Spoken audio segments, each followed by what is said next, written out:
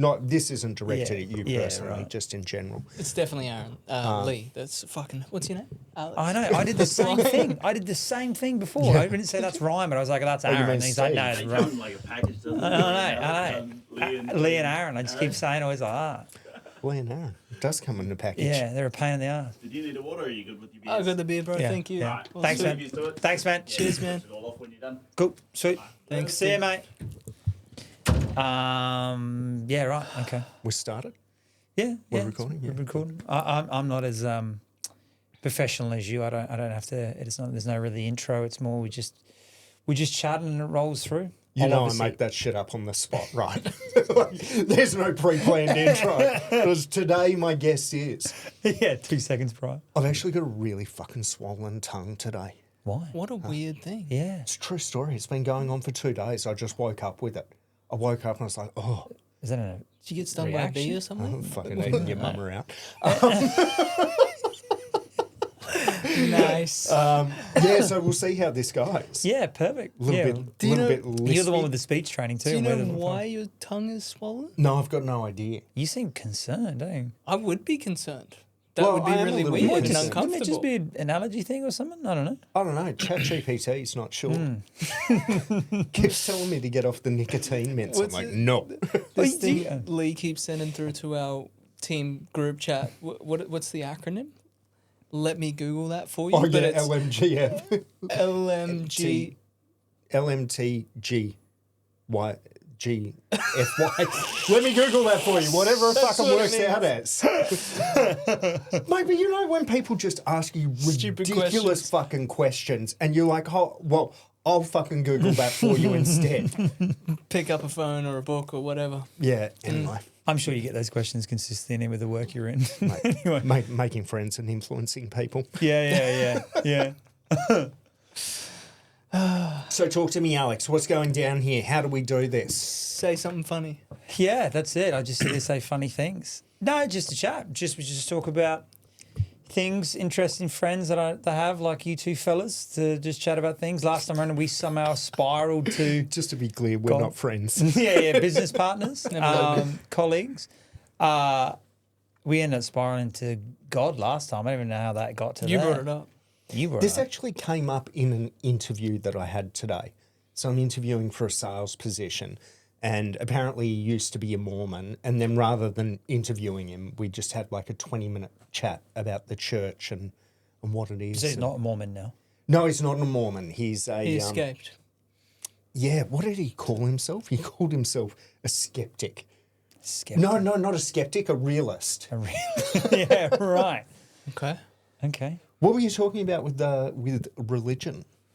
Well, Joey's because he's, if I can say this about you, but you're a spiritual person, and then I've said like, I know you're very spiritual, but then do you believe in God or do you believe in a universe? And you said, well, it's the same thing for you. Yeah. God is everything you're saying. All is God or nothing is. Yeah. I think I've shared that quote with you before. But It's a stick you on know, the and maybe the star. realist is that nothing is. But So if you've got an option, right? So your option is you can believe that there's nothing, that this life is pointless. You know, we're born, we do some shit in the middle and we die. And you can go about it that way. Or you can go about life where you know, there is some meaning, some greater purpose, you know, there's some sort of guiding hand which gets you through life. And you've got an option for which one to believe, because the reality is no one knows either way. And I think just given the preference, I would rather believe that there's some meaning there's to all of this shit something that I'm after going this through. crazy shit. But when people Yeah. go, oh, you know, I'm not religious, I'm spiritual, like how many fucking cats do you own? That guy. How many cats do you own? Dead set? Two. I told you. I told you. Straight What's wrong with away. cats? I told you, Minging. cats are What's the cunts. difference between religion? I'd say you're more of a spiritual guy than a religious I guy. thought you were about to say you're more of a cunt than a cat. You're definitely more of a cunt than a cat. You should have seen Sarah and Leigh at dinner in Melbourne. Sarah's asking Leigh if he's a cat guy or a dog person. And Leigh said, I hate cats. And Sarah's just gone, I don't know why she puts it on herself. because she knows if he hates cats or doesn't like cats, she's not going to be a fan. Because she Mate, wants, but didn't just do that. Like, it just the character assassination that came afterwards about what a shit human being I was, that I'm promoting cruelty to cats. What else? I'm not fucking husband material. Like, just fucking cut me Jeez. down from every direction. Coming to the throat. she's a savage. It was a fucking joke.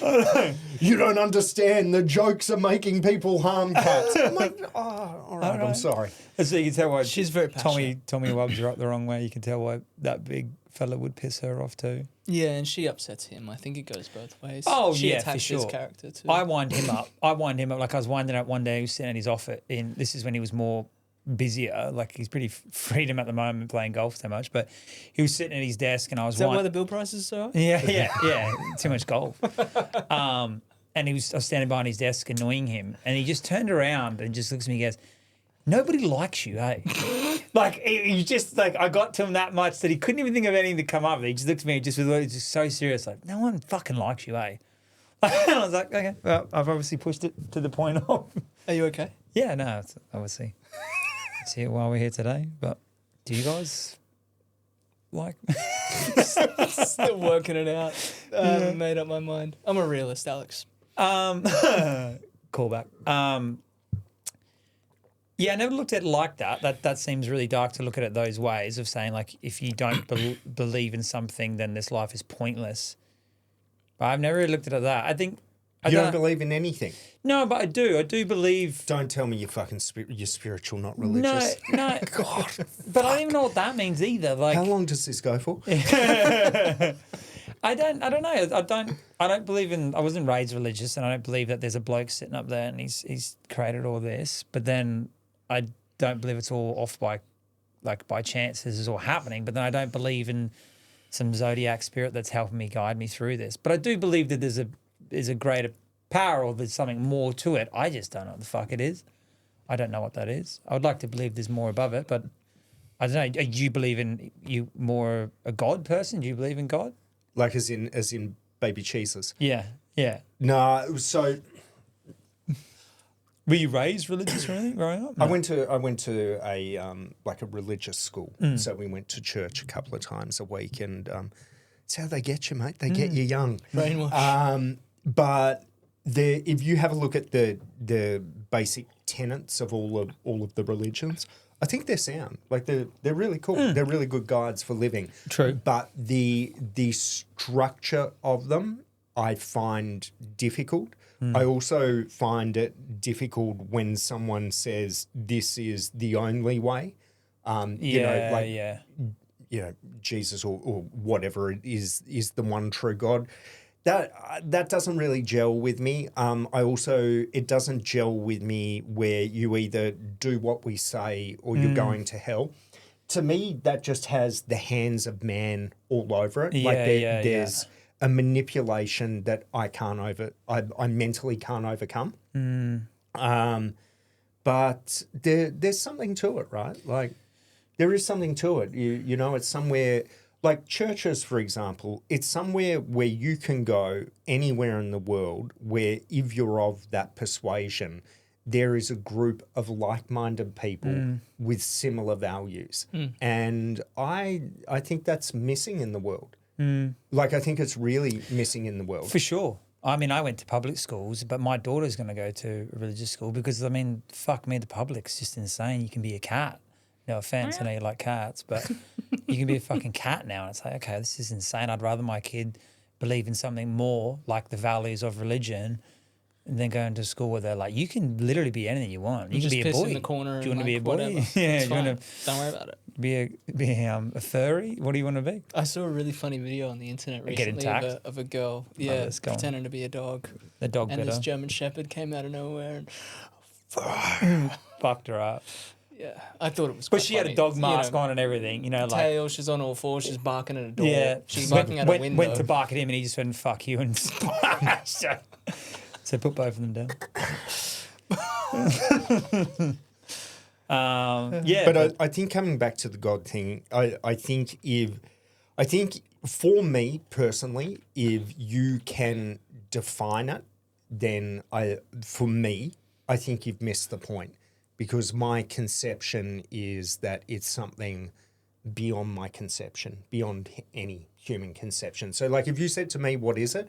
I'd say, I don't know. Yeah. And if you said to me, are you sure it's there? I'm like, I don't know, but I choose to believe it because it makes me a better person. You know, the world's a fucking lonely place if you're just out here on your own. I don't know. It just feels better for me. 100%. Yeah, I like the way you've said that. I would agree with that. I would. It's just, but it's the same thing too. Of I don't like the whole idea of what religion is, and I think growing up seeing that, like, what religious people, because I grew up in Mount Tambourine, like that religion is like very forced down your throat, and it's Have like, you ever been to church? yeah, You have? Yeah. How long did you go for? I can't remember when, a few times just because of school. Yeah. Have you ever been to church as an adult? No. You? No, unless it's Wow. for a wedding. So, Well, I thought you. I think They don't Yeah, then- but do you go, or you? no, I have been though. Okay. And all of that stuff I said to you was based on me going as an adult, where I'm like, I like this. It's a really good message, and sometimes some of the shit they talk about, I'm like, it's like they're talking to me, but there's something for it for me, which drips of manipulation, like sometimes well-intended manipulation, but whatever it is. But I think before, like, there's this thing, contempt prior to investigation. So you're saying religion's no good, but you've never actually gone and had a lick at the ice cream. So maybe it's fantastic, but you need to go and try it first. Otherwise, wow. Otherwise, otherwise it's just contempt prior to investigation. Mm-hmm. You get what I mean? Yeah, I get it for sure, but I think it's like, you know, you grow up around it and you know what religion is and what people press it as. Like, What is it though? well, it's believing in the Holy Spirit, and then but they So press that's Christianity. well, they press the Bible so heavily. That's my part of it. Like, do I believe that there's someone upstairs that's creating everything? Probably not. Yeah, so that's monotheism, which is one God. And monotheism, from my very limited understanding, it spawns from the Jews. So if anyone knows more about this, they're going to think I'm an idiot, but you guys don't, so I'll sound quite You're smart. going to sound smart. So there was basically the Jews, they got kicked out of somewhere, and then...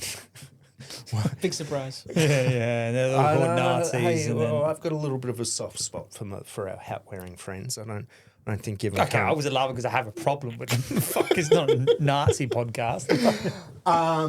Yeah, so anyway, they got kicked out of somewhere, and my understanding is they believed in a whole heap of gods. So, you know, like the Greeks had like the Zeus, the god of thunder or whatever it was. That's Thor. But Okay, sorry, mate. being a fucking... But the Jews believed in a whole heap of gods. But then when they were in exile, the elders and the wealthy people and the leaders of the community essentially said, right, we need to bring everyone together. There's more to it than this, but we need to bring everyone together.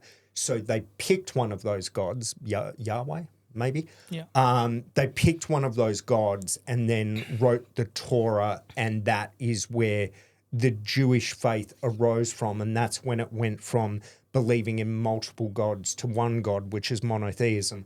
And then from the Jews then rose the Christians, and from the Christians then rose the... Catholics. Who's the bloke blowing everything up at the moment? Well, let's say that. That was a joke. Oh, fuck, I shouldn't have said that. So that then gave rise to the Muslims, and that's all monotheism, where you believe in one God. But there's still other religions which believe in multiple gods. Yeah, right.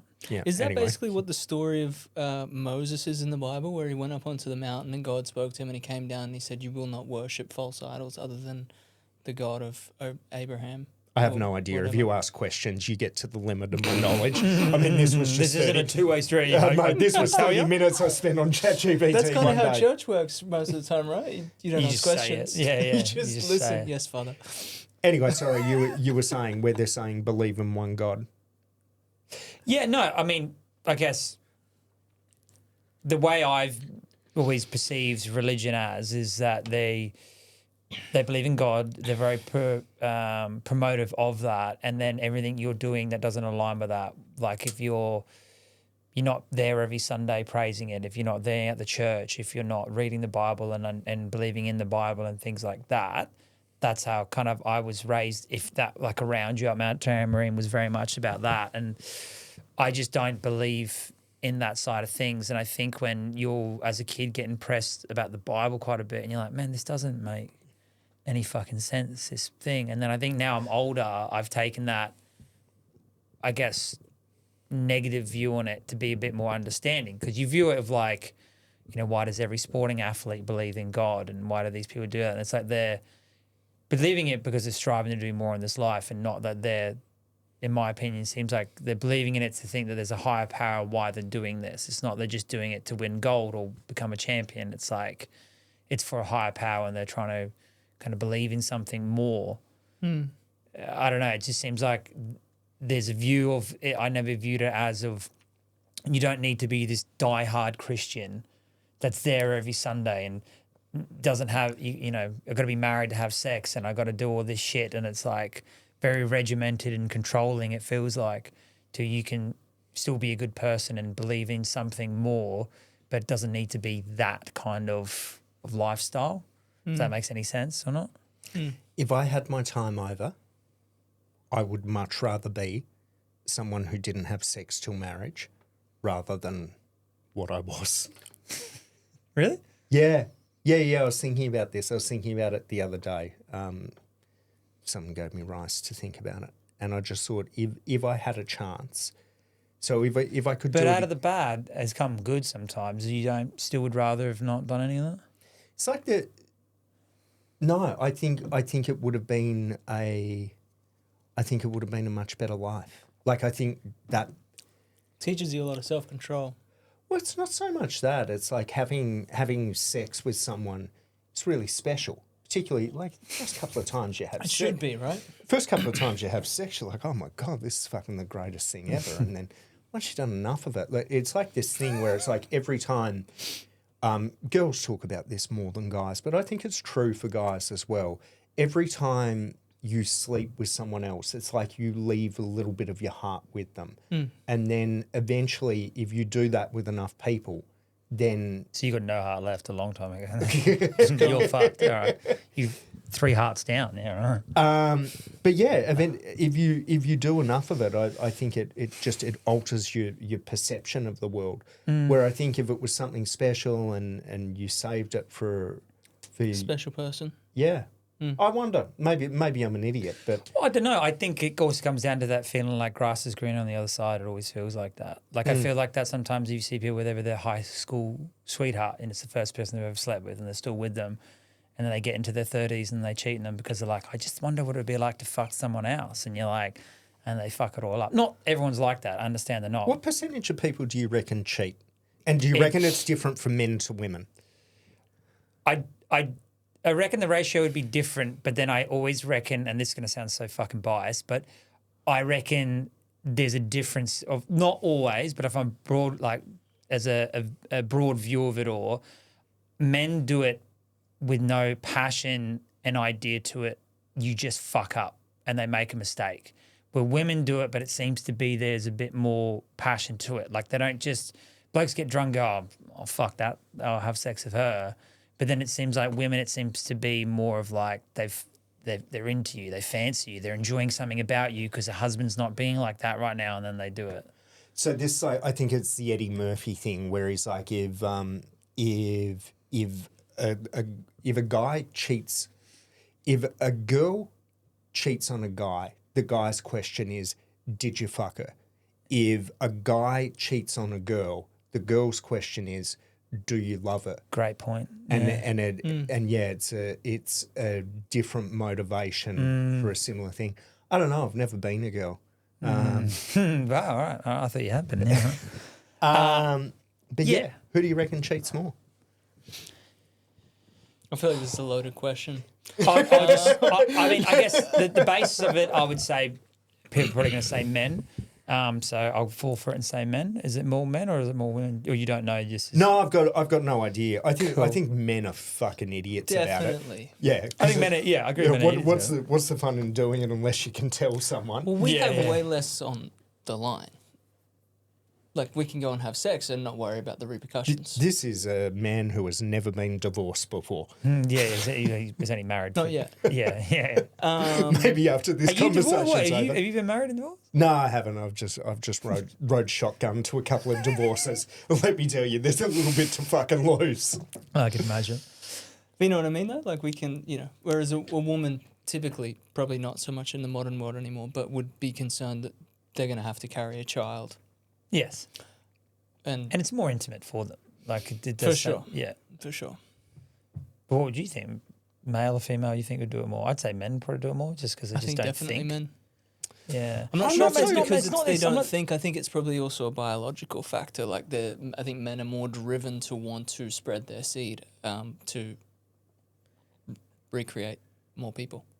You might have even told me this, but there was a woman on a podcast talking about where she works at like a health place where they have all different types of testosterone and hormones, and they. Oh yeah, I did tell you that. You did, story. yeah. Yeah. And she touched some type of It was a testosterone. It was a steroid that produces testosterone, and she was on a massage chair or something, like a leather chair, and some guy had been on it before her that had Cream a bunch on of this cream on his arm, and she'd sat there and absorbed a bunch of this cream, and she felt this massive surge of testosterone, which showed up or manifests itself as a very strong desire to fuck anyone that came into her which she has a partner. or something, immediate yeah. vicinity. So I used to be an athlete, and I was doing triathlon, which is obviously an endurance sport. And I was with a coach who I think I got very, very overtrained. And one of the symptoms of being overtrained is your testosterone just goes into a pit. But the thing is, it happens slowly, so you don't realise. And I'm training heaps, so I just thought I was tired and irritable just because I was training so much. Anyway, I remember during that period, and it went on for years, like I'd still look at girls, but it's more just muscle memory, more just for more just for the sport of it. Yeah. And then I started with a new coach, and he was very, very focused on recovery and cycles and whatever. I got a lot healthier as the point. And I remember when my testosterone came back, because like it came back in one day like a rush.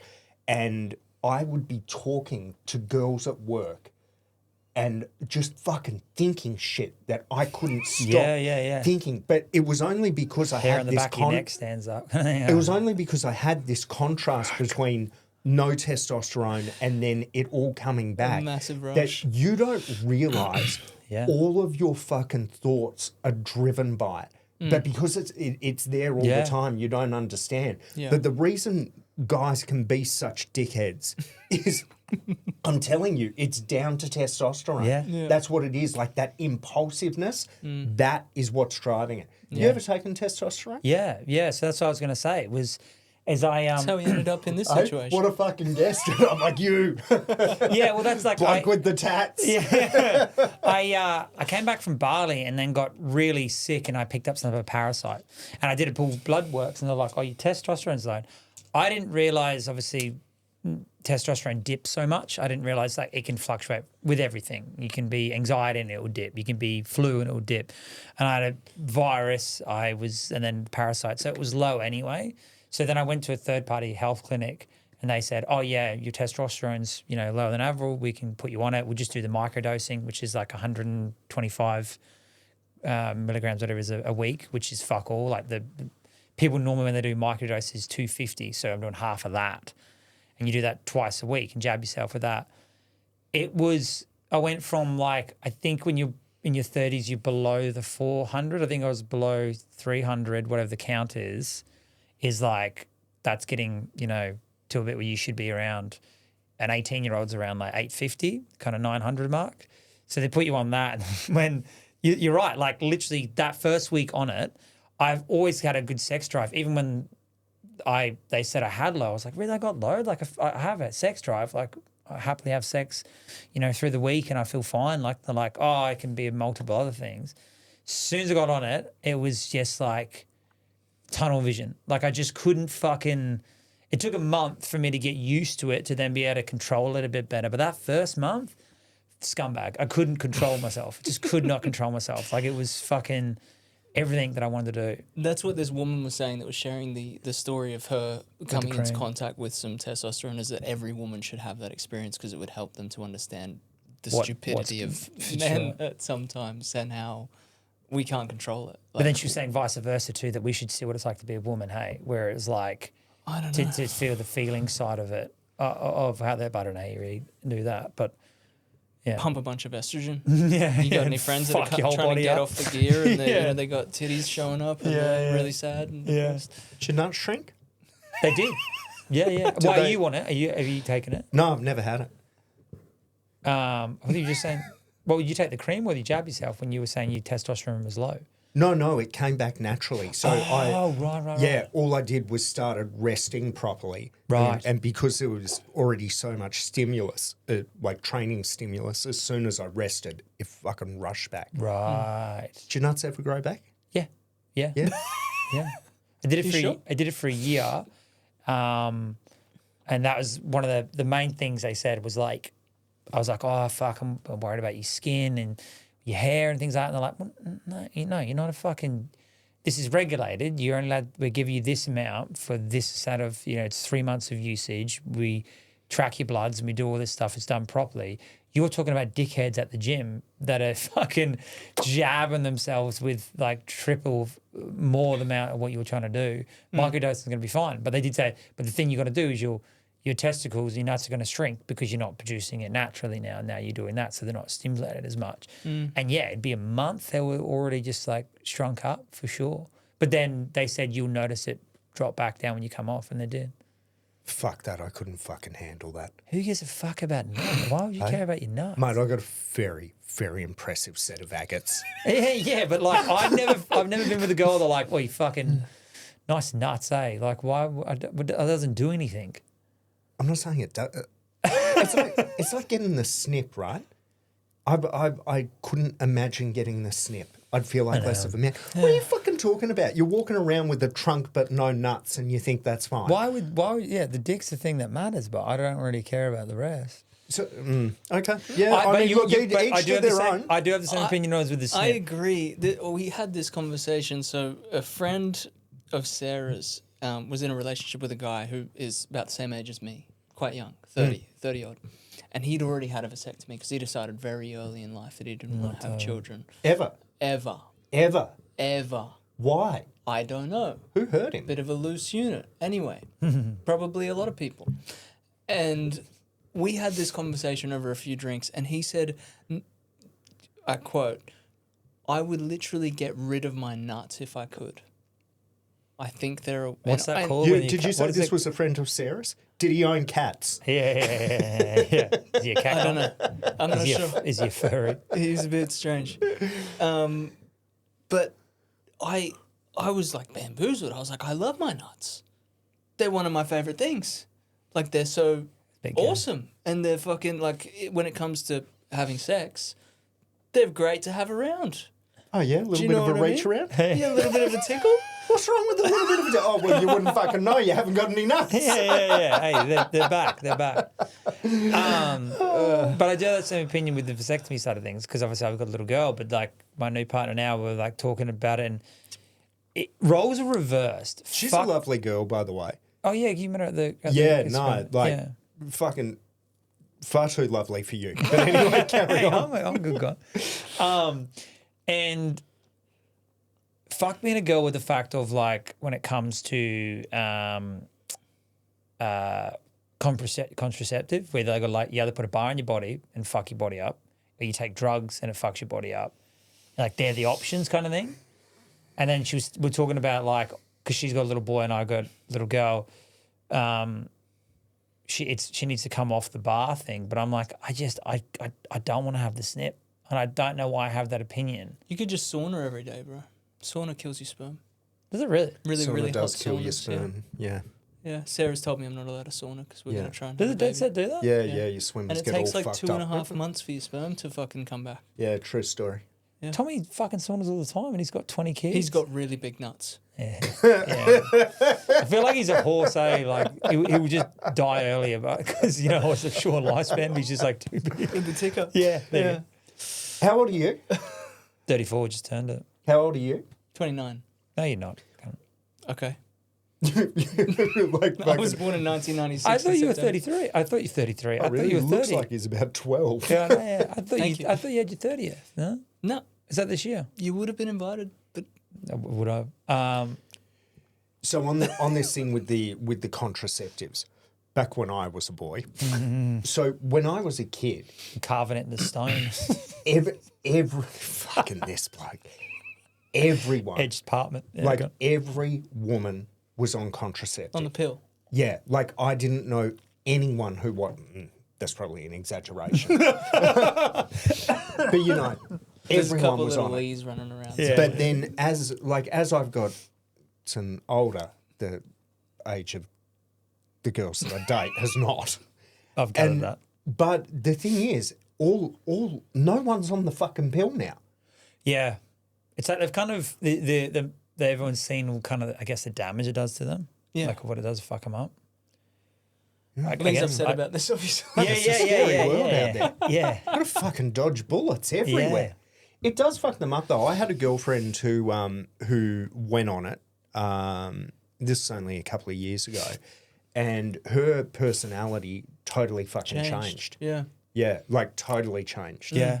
There's lots of stories of girls like getting into relationships while they're on the pill, and then they get off the pill and they realize they fucking hate the guy that they're with because their hormones come back and they're less attracted to him because usually he's a feminine little bitch, and when they're on the pill they're not as attracted to like big manly men. And when they get off it and their female hormones come back, they're more attracted to that masculine. Right. So I really hope Sarah never stops taking the pill. Yeah. She would be taking anything anyway. Wouldn't Nah, she never has Yeah. since we've been together anyway. she? Yeah. Well. Yeah, but saying that too, I found that with children because it wipes their body like when they have women have the kids. Just it's like a factory reset, like wipes all the hormones out of the body, and they then rebuild it all again. But it will just change them dramatically. Some women come back the same, but you can come back with cancers or diseases or anything like that because it just factory resets. And from my experience, it changed that person to a completely different person. Like from what she was prior to a kid to what she was after a kid. You're like, that's chalk and cheese. Like you're just fucking such a different person. It's just crazy how much and that factor too just wipes it out and you start all over again. Which is crazy. Super crazy. I have zero experience with this. I'll leave it to the expert. Did you ever want to have kids? Or never phased? Was it a thing? that stage of my life is over now. But it just never would. Never really phased. Wasn't it something you really thought about, or was like, Mate, I'd have kids with the right person in a flash. Yeah, Yeah. yeah. Either I can't find the right person or I'm the wrong person. Maybe a little bit of You column A, said a it, little you bit of said column B. You can't wait. Me, yeah, I can't wait to be a dad. Yeah. I've always wanted to be a dad. Yeah, Yeah. yeah. When did you have your kid? When I turned 30. Okay. Yeah. I don't know, it's interesting. So if I had have had kids in my 20s or 30s for that matter, I would have had zero success up to True. that point in my life. I don't think I would have known who I was as a human being. And I don't, and then 20 years of my life, I'm not sure it would have been great for me to pass on the things that I thought at that stage. But then, I'm fucking 43 now. 43 feels really old when I say it. I mean, 40s are meant to be the prime years for men. Mate, my life gets better every fucking year. That's been my experience of the world. We hit a low point at about 13, and then it's just progressively gone up from there. Yeah, but then, so I think now, and I look at it and I go, fuck, I'd have such a good platform if you know, my life ever went down that path, as in, you know, I'm stable, I've got money, I fucking know who I am, all of that shit. But there's also this thing where I've got in the back of my head, because girls are like, oh, you know, you're so lucky, you can do it whenever you want. But for me, I feel like I've got a clock ticking. Because number one, the girls who I get along with best are within like shooting range of my age. So I'm going to get along better with, you know, a 35-year-old than I am a 25-year-old. But for them, their clocks are ticking. Yeah. And yeah, I don't know. Like I feel in some ways like great to have waited. I think it would have been a fucking disaster if I had have done it earlier. But similarly, it's like, shit, is it ever going to happen now? Yeah. And it's like the God thing, right? I'm like, if it didn't happen, like, my life's pretty fucking good. Like every time I ask a friend with kids to do something, like, oh, I've got to talk to my wife, I've got to organise this. When people ring me, I'm like, fuck yeah, I'll be there. Yeah. I'll come visit you in the nursing home, mate. Yeah. Yeah, well, there is also that, right? Like, am I going to have a fucking Optimus robot to look after me? Or yeah, it's a weird thing. So my life would go, like, my life is good, and you're like, oh, well, you know, you just live a essentially selfish, self-fulfilling life. But I don't think that's where the good juju in life really is. Like experiences and whatnot, they're great, but it's all a little bit hollow. Yeah. I don't know. I never wanted kids, so I was pretty adamant I didn't want them. Not for any reason. I just thought that this life is a place where it's just fucking. It's a weird world sometimes. So I'm like, I don't know if we want to bring a kid into that. Like was my take on it. Unfortunately, because I'm a dickhead, I had a few chances and said no to them. Both of us. The person who it was with was like no, but don't know what it was. I turned 30 and I was like, I think for some reason I just have a feeling that I'm ready for this. And it was the best thing I ever did. Like Amelia, my daughter, is just fucking hell, just changed me more than I ever will. Like the love I have for that little girl is second to none. Like I would do anything for her, like anything. And Changed you how though? How does it change you? Describe it to a non-breeder. It's hard. It's so arrogant to say, because when people used to say it when I didn't have kids, I'd be like fuck up. But it's something you can only explain until you do it. Like someone goes, Shut the fuck up. Yeah. Kind of like mushrooms. Give it a try. People say they're like, oh, you know, it's a love you never felt, and da-da-da-da-da. And people are also really negative of it. Like I found like when we were pregnant with Amelia, they were saying like, oh, fuck, it's rough. Oh, fuck, the first 6 months off. Oh, the first year's rough. And terrible twos and all this shit. It's exactly what you said with life. It just gets better. Like there's never a shit point. Like when they're a little thing, you got to help, and then they keep growing, and they get their little personality, and then you can see the bit of their mum and a bit of you in them and all that. But the love is like, you know, when you first start, it's a different love. I understand that with a partner, but you first start dating someone, then you may be in 6 months with them, and you're just in awe of them. You know, you're just like you're happy to be around them. Well, that's why you probably haven't had kids. I'm broken, mate. Yeah. I don't feel those feelings. Well, those feelings of that, but it's like with your child, you just like when I tuck her in at night, like I would you just stare at him, like you stare at him for like half an hour when you put him to bed. You know, like I was never a person, I couldn't do well with emotions. I didn't like talking about emotions and things. And like she softened me up so much. Like every night we sing You Are My Sunshine. Like that's our bedtime song with her. Sing it every night to her. Every night I've had her, so it's 50-50 with me and her mum. And nothing else fucking matters. Like I really want stand-up comedy to be a thing. And I think if I've never had a kid, I would move overseas and I would chase that dream very, very hard. And I still will chase that dream, and I want to show Amelia that I can have that success and stuff, whatever I'm going to put my mind to. But she's my main goal and purpose in life now, is to make sure she's safe and she's happy and she gets a good life. Like it's It's the weirdest, most full-on thing with kids. Is that what it gives you though? Is it gives you purpose? Sense of service Yes. Yeah. to be needed.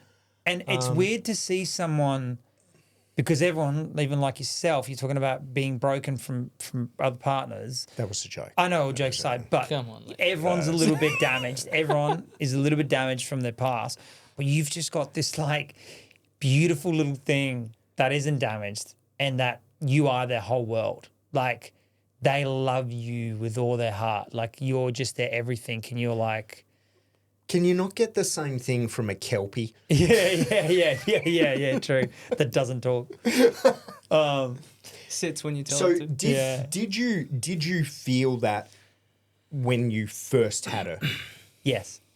Yeah. That's interesting. So I've had quite a few mates who've had kids, and a similar theme that I've heard from mates generally when they get a bit pissed is they will say something along the lines of, in the beginning, it's like, what the fuck is this thing? I've got to feed it. It keeps me up at night. It's just all work.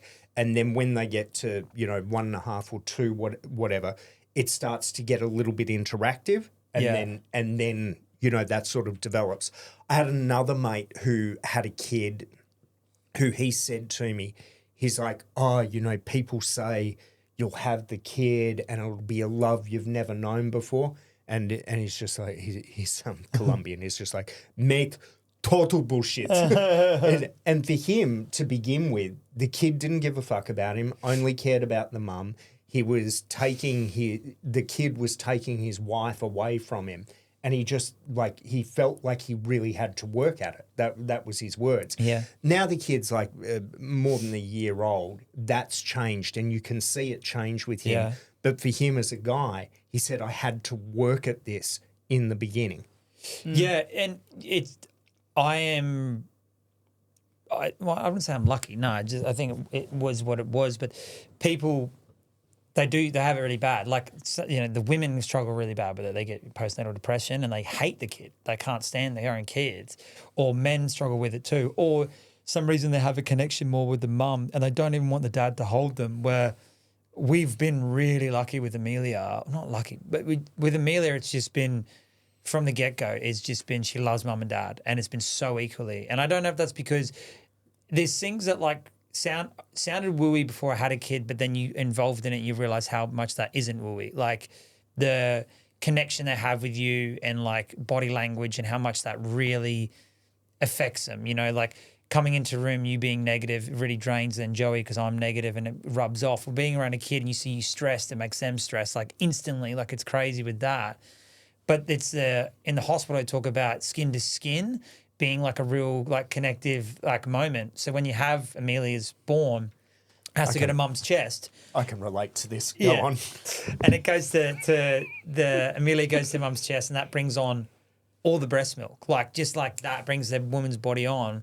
But then you need to have skin to skin with your child as well. So you have to take your shirt off and then have the baby in your skin. And they reckon if you don't do that, or then the first 2 weeks you guys aren't doing that, or you'll have a large family and you don't have enough time where it's just you and Sarah with the child, you just bring in consistent fucking people that 2 weeks. That connection with mum and dad isn't as strong because they've just been introduced to fucking 50 people in the 2 weeks of their life kind of thing. So we were very strict with that side of things, and we don't come from large families anyway. But then, other friends have had it really hard, but their kid just doesn't want anything to do with them. And look, don't get me wrong, it's not been perfect. There's times in life where for a week, Amelia might want a mum more than me. When she was little, when she was 6 months to a year. But then there'd be weeks that she wanted me more than her mum. And it cuts you deeply when they're like, I want mummy, I want mummy. You're like, fuck. And then you're like, but it swings around about, it comes back around. It's always been like that. And then now she's 3.5 and they just love you wholeheartedly. They just want to be around you all the time. And I don't judge anyone that doesn't want kids. I understand that. I don't think that's a problem at all. And anyone that wants kids too, I think it'd be fucking great if you had to get a license to have kids, but because there's some fucking idiots. Do you think you would have got licensed? Oh, yeah, I'd be fine. I don't know. I'd be sweet. Do you get along with Amelia's mum? peaks and troughs.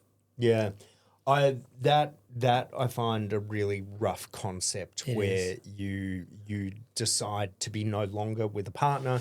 We've all been through it. Yeah. But then you're fucking stuck with this person for the rest of your life. It's the weirdest thing. At least So- 18 years. So you go through a breakup and you say, all right, catch a cunt, never see you again. Yeah. And maybe once a year, you're jogging past a cafe, you see them, you're like, hey, whatever it is, you don't give a fuck. You have to see them weekly. You have to act like you give a fuck about what's going on in their life. You have to have your child talk about that person. Like, mummy's so great. Is she? Is she really? Is she really? If only Great. you knew. Mummy's new boyfriend's got nuts. Yeah. And then you got to do that too, but you got to then meet new partners. It's like, when in a normal fucking setting do you have to meet your ex's new partner And be civil with them. and be civil? And pretend to Or like them. weird things, like little things, like you wake up in the morning and you're in bed with your new partner and you're got texts on your phone from your ex. In Yeah. a normal scenario, they'd be like, why the fuck is she texting you? But this scenario, it's like, I've woken up with 3 photos from her and they're of my daughter. And it's like, that's weird. Like, it's of my daughter, but it's such a weird Yeah, I balance get of what you're things. saying. I went out with a girl who had kids once, and she had a daughter and a son. The daughter was a bit older, like prepubescent, but like maybe 10, 11, something like that. And then the boy was 5 or 6 or 7, something like that. Yeah, You give a fuck, I can say. stop it. Stay in the car. But it was this really bizarre thing where the girl, I quite liked her. She was nice. She was cute. She was just whatever. But the little boy was doing fucking nothing wrong. Like, he was just being a kid, playing marbles and shit. And I just had these feelings about him well up that I couldn't stop. Like, I literally didn't want to feel it, but I fucking couldn't stop it. Yeah, right. And it was only directed at the boy. It was bizarre. Yeah, right. Was it jealousy? How, No, but were they positive feelings? Like no, you were- negative. No, they were Oh, negative. negative. Yeah, towards the boy. No, the girl I quite liked. See, that's funny you say that, because I've had the same thought sometimes of like, Amelia, I love her dearly and she'll do cute things. But then, like, my mate's sons will do shit and you're like, why are you fucking doing that? You're a Do you little ever boy. feel that way about Amber's son? Do you ever just want to kick him? No, not kick him. But there's times where he's done things and you're like, Sorry. he'll cry. And Amelia's crying over the same thing. Like, they've fallen over and banged themselves or whatever it is. He'll do it and you're kind of like, all right, bud, up you get. Come on, up you get. Like, I mean, you're the same thing with me. Like, come on, darling, you're all right. But like with him, you're so much more ruder. I don't know what that is of being like male to male thing. It fucking annoys you a little bit. But that Monkeys do the that's- same thing. What do the Racist. monkeys do? So monkeys, like if you watch, there's a great documentary on Netflix called something about chimpanzees. Anyway, these scientists live with a group of chimpanzees for like a year. It's fucking crazy. And one of the things that they documented was that the monkeys will tolerate just about anything from female children. Like, they'll let them hang off them and do silly shit and waste food and like fuck around and be a nuisance and scream and carry on and be noisy. The boy, pick up, smash, like flog the Fuck shit 'em out of up, them, Yeah. kill them. Like, they're Oh, just God, there's- Jesus.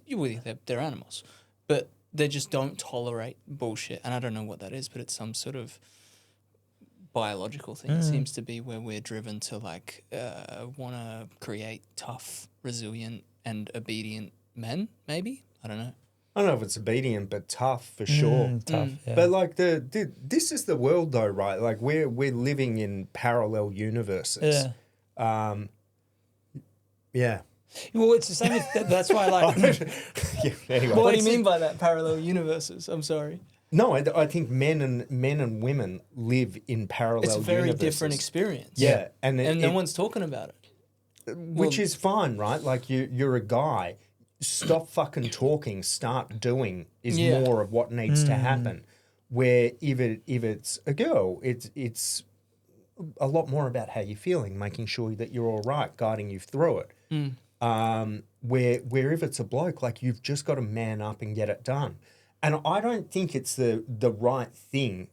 Right's not the wrong word. I don't know if it's the most helpful thing to go, hey, tell me about your feelings. You can do that a little bit, but ultimately, like Joey, if you came to me for help, I've tried. But I would listen to you whinge for a little bit, and then I'd go, right, what enough. do we need to do here? Yeah. And I've had this conversation. yeah, but then if you didn't do it, I'd be like, stop wasting my fucking time. Like we're either Stop doing whinging. this Yeah. or we're not. Yeah. Because that's the only way you get anything done in the world. And I'm not sure that coddling men, like talking about your feelings nonstop, whilst it may make you feel better in the moment, I don't think it's going to help you get anything productive done. No. Yeah, I agree with you. I think there's a therapist that he put me on to, and that's his whole thing is like maybe 1 or 2 sessions. You talk about life, maybe how you feel about things, what piss you off. Then after that, it's physical. It's punch the fuck out of a punching bag and call this person a cunt and like get it out of you. Okay, cool. Like, What sort of therapist is this? but it's a good way. But it's good. It's because he's like exactly saying masculine wise is like, am I going to meet with this person once a month? And his whole thing is, I don't want you to fucking come here forever. Like, you just come here until you have some processes to deal with anger better or to deal with the process better, and then move on from it. If you want to come back, someone else, fine. But the whole thing is like come in there, talk about. See, I think you more talk about it because A, gets some things off your chest, but then B, he learns about you and what's going on, and then you do some physical things, and I think that's a great way of doing therapy because I agree with you. I think sitting there, me just talking to, it comes across in a, I don't know if it's the right thing to say as well, but a bit of a feminine way of just sitting there and just saying, and then she said this to me, and then she did this, and it made me feel like this. It's like, And a little bit of that is fine, right? Yeah, a like little bit of sometimes that you've is- got Yes. to get that. You've got to get stuff off your chest, but ultimately things have to be done. yeah, If like for the world to change, Pity party you've thing. got to Nothing change. happens if yeah, nothing happens. 100%, 100%. I think maybe there's been a little bit of that missing in the world for the last Yes, yeah, I would agree. Decade. 15 2. years. Yeah. Yeah, I would agree. Yeah. Yeah. And that's the thing of calling back to then having a daughter with, I think I was very lucky to have a daughter because if I had a boy, I don't think it would have helped me in the way that Amelia's helped me. You know, she's made me softer, more understanding of sounds silly, but women, like realizing that even just from when they're a baby, you're just bred like that. Like They they live in are a parallel emotional. universe. They're Bread like different. what, mate? Emotional. They're emotional. We're more logical. They're more emotional. So they look at something in an emotional state, but we look at it more logical. Like, you know what I mean? Like that's what happens. Is they're saying something in an emotional way, and it's like, okay, did you tell me that? No, you didn't. Well, that's the logical sense. Yeah, but that's how I feel. You should have felt that, and it's like, but why? And like just seeing that, Yeah, but from telepathy Telstra was down that yeah, day. yeah, exactly. But I feel like I had a little boy and just being around my mates' kids that are boys, you're like, or my partner, amazing mum, a great mum, and she had to have her son 80% of the time for a period there. But you can even say that he's a great boy. Like fuck little boys are fuckers, eh? Absolute little shits kid like boys are, and he's such a good kid. Like he really is. But then like there's times where he maybe gets upset about things, and he will say his mum's taught him to say things like it's a bit too much. I need some space, and that's such a girl thing to say. In my opinion, I don't know if that's right or not to say. And it's fine. He's just getting a bit too worried. He wants to have some space, but that just seems like such a girl thing to do. Of like, this is all getting too much. I need some space right now. How dark can my jokes get here? This is what I want to know. Who's fucking Super listening dark. to this? Nobody. People.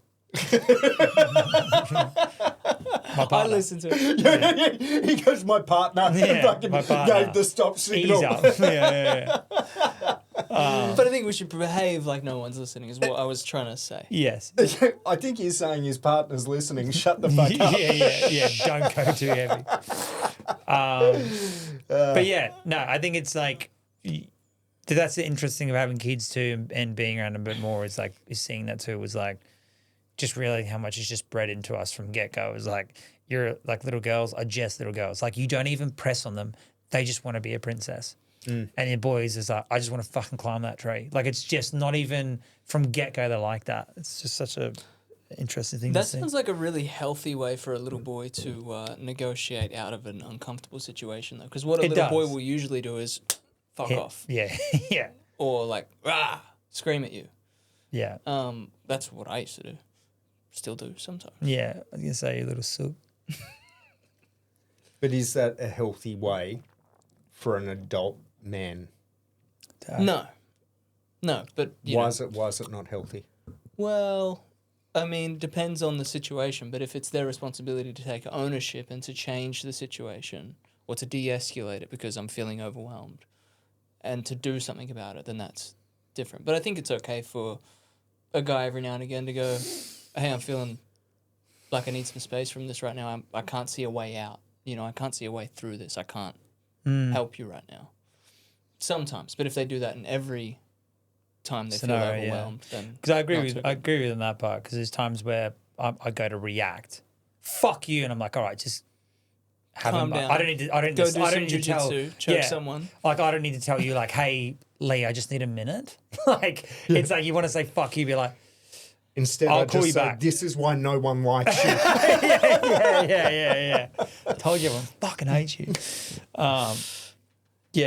Yeah, I agree. But I with you think on the time required to recalibrate or reset becomes less. Like you're able to do that much quicker. Like it might just be pause, not react and say fuck you, and 2 seconds later I'm like, okay, well actually, I can do this instead, as opposed to I need some time out. that. Which is what it sounded like. That was the question that I had. Yeah. Yeah. So I'm curious. I want to know about these feelings that you had towards this little boy. Did you want to like hit him or like what was going on? No, like I could just feel myself fucking hating on him for no reason. Like you just were Like this in- little shit. Like In or- the moment, I'm like, I didn't want to feel the feeling, but I literally couldn't help it. And my logic was overriding it, but I just fucking didn't like the little cunt. what was his name? Kelsey or something like that. It was some fucking bogus Caden. name. Caden, get in now. I got a really Yeah, good it was friend close. named Caden. He's Tyler. a That was his name. Tyler. no. Yeah. Fuck me, That's is a a bogan. dangerous That one. is a bogan name. Tyler, light the cigarette. Come here.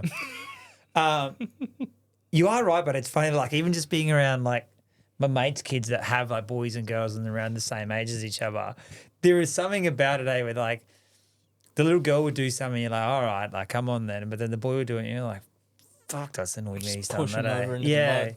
Or like at playgrounds, like a little girl will bump into Amelia, and you're like, that is, and then a boy will bump into her, and you go, hey, where's your parents? Hey, Fucking settle idiot. down, mate. Like settle down. It's a fucking playground. Like, and like there was no need to talk to a fucking 12-year-old like that, but. Yeah, maybe just needed to start feeling a little bit overwhelmed. And just need to take a minute. Where's your parents? Can they see you? They can't see you. Cool. Fuck off. Yeah. All right, so we've gone religion, Children. children. Yeah. Child I am abuse, going to child change it up abuse. because the thing I did really ask you on here, because I've been wanting to catch up with you about it, is Everest. All right, I have to piss. You can go piss if you want. Yeah, should I do it now or later? You can do it now. How much longer have we got in here? Another half an hour or something? Half an hour? Yeah. Yeah, I might piss. Yeah, you can go for it. This sort of thing happens at my age. Yeah, your age. Yeah, your age. Yeah, I understand you. Can I have a spicy mint, Lee? Yeah. What is spicy mint? You're not allowed any. I don't want any, but what won't- is won't be good spicy for you. mint? It's just a nicotine mint. So what is with that? Like, there's a few like Brooke and it's idiot proof, I think. Fucking Hayden. feels like it. Yeah, you fucking anything. Yeah, mate. Cognitive Dude, wouldn't it be just to flick the Performance? switch like that? cunt. Do you want to try and open Yeah. it? Are we gonna have another beer or are we Yep. all out? Fuck me, that was hectic. I didn't want to break it. Idiot proof. Oh, you've got them in here. Yeah. They're a great stimulant. With virtually no crash. Like, you've had a cigarette before? Yeah. Head spin, but You feel like you get a little bit of a head spin I and, don't and like like that. you're a little bit switched on. So you don't get a head spin with these. You just get like, well, if you have like... because people keep So you chewing can the get, gum. you Is can the get gum really the same? strong ones like the pouches. You can get like fucking 20 milligram pouches. I've had a 10 milligram pouch and I had to fucking sit down on the beach because I felt like I could feel the earth spinning. But these are like 2 milligram, like probably the similar amount that what you'd get from a cigarette, and it just gives you a bit of So it's not good for you, huh? Well, I don't know. Have you done much research about whether or not nicotine's good for you? Yep. There's definitely a lot of Not good for you? good Not things about when it. you take it as frequently as I do. Everything in moderation is okay. That's what my daddy told me. Don't call your dad daddy, man. That's rough. Fuck you. Adult shouldn't call it that. I was a kid when he said it. What is it? A nootropic. However, cocaine is also a nootropic according to those definitions. So That'll get you going. mate. What's that? It gets your brain. It gets your. It makes your brain work better. But it's so wild. In a general difference, so you can actually feel that you're more switched on. Yeah, fucking have one. For sure. Focused. He had to open it for me, by the way. I couldn't. He work out how to literally open was that thing. fucking like, around like this. Idiot. Yeah, so it gets your brain working. But it's a mild stimulant, is what it is. There's That's last- it. It's the last one. Do you want to throw it there? No, mate? no. Oh, fucking, I'm wigging out. I haven't got any more. I gotta go. I'm gonna go. 20 minutes. What- Nah. I literally was like, felt like such a junkie then because the first thing I thought was like, oh, swallow it. Went to wash it down like it was some type of fucking drug. You probably could. Yeah. You want to suck on it. Yeah. Yeah. Fuck. Yeah, right. Yeah, so because I noticed a few people at work keep chewing the gum. Same thing. Same thing. Hayden. Hey, have you seen how much he fucking pumps it? So this is how. So I've been on and off this shit for a little while. So fucking Huberman or someone's like, oh, nicotine, it's so good for you. So I'm like, oh yeah, fuck, I'll try that. But I cannot have anything in my life that I enjoy because as soon as I enjoy something, I'm like, if one of these is good, 37 has to be even better. So I went from fucking trying one to then I'm going through 2 fucking packets of it a day. And then Jesus. and then I get off it and I get back on it. Anyway, I saw Hayden and it was in the morning. He came to a meeting. He had the gum. I'm like, is that nicotine gum? He's like, yep. I'm like, oh fucking, I'll have one of those. Give me some. That was it. That was fucking 7 months ago. And now I still, Going on it. yeah, I can't stop. I fucking love it. Try cocaine instead. It's easier to get off of, apparently. Mate, same problem. Yeah, a little bit harder to get a hold of. Yeah. yeah, apparently it's illegal. Ask the dude with the tattoos. He Yeah, won't. yeah. Why did you want one? Did you just get that over the counter? What's the go? Yeah, going to a pharmacy. Yeah, right. Yeah, fucking $40. Value pack of 6, no worries. Shares in it. Yeah, Chemist Warehouse, why pay more? That's funny, yeah. But you don't. How long has it been since you drink? You haven't drunk in a while, have you? I haven't drunk since 2013. Really? Wow. Yeah. Yeah. Were you Yeah, used to, no prior to that, were drinking. you drinking a Soft. bit? No Persian rugs. Mate, if we went out drinking together, number one, you'd wouldn't end be up good. in hospital. Fucking dog would be pregnant at the end of it. You're talking about a Kai boy here, breeding on alcohol. I tend to believe you. I think you've Yeah. got a bit of a wild streak in you. Prior to that, drinking Heaps, heaps. Yeah. Yep, Yeah, right. Well, how old were you when you started? 30. Oh, really? Yeah, Yeah, right. yep. April of when I was 30. What happened the last time that you drank? It was actually a really good night. So went really? out. Yeah, there were pretty girls. Got on the bags. No one got hurt. It was really great. And what did you just think? Fuck, this is not about me anymore. Mate, it was just fucking Groundhog Day, right? So I'm sure you've woken up before and gone, ugh, this shit's got to stop. And then by fucking 2 o'clock in the afternoon, you're back on the beers again. Yeah. And then problem was like it was like Russian roulette, right? Like I'd drink, maybe it'd be a fucking awesome night. I certainly had a better personality some of the time. Should drink again. But yeah, it was Russian roulette. Every now and again, something really fucking horrific would happen. And I would wake up in the morning, Covered in blood. Killed someone. sometimes, yeah. Jesus Christ. It got really bad. And I couldn't reconcile the shit that I was doing when I was drunk. Would you black out? I feel like I'm one of the unfortunate people who remembers all the shit I've done. And I couldn't reconcile the shit I was doing when I was pissed with who I was when I was sober because it was like they were 2 different people. And it didn't happen every time, but it happened enough of the times. And then as I got older, number one, the shit you fuck up and you do when you're 18, it's not so cool when you're 30. Yeah. Fair. And also the consequences were getting worse Way and bigger. worse. And eventually I just woke up one day and I'm like, this shit has got to stop. And it actually did. And my life is unrecognizable since. So the people I meet now, like you guys, have only known me when I don't drink. If I told you the stories that used to happen, you literally wouldn't believe it. Like I've told people and they're like, no, fucking come on. Yeah. But then the people who knew me back then can't believe like everything that's happened since then. Like I fucking was a pro athlete, like I own a business. I'm doing all of this productive shit, which never could have happened. Yeah, so from 30, you started doing the Ironman stuff when you came sober? Or no, you were doing that prior as well? No, I was off my chops. Yeah, right. So I got into triathlon when I was like 32 maybe, something like that. And then I got my pro license, I think within 2 years. And then maybe 3 years, doesn't really matter.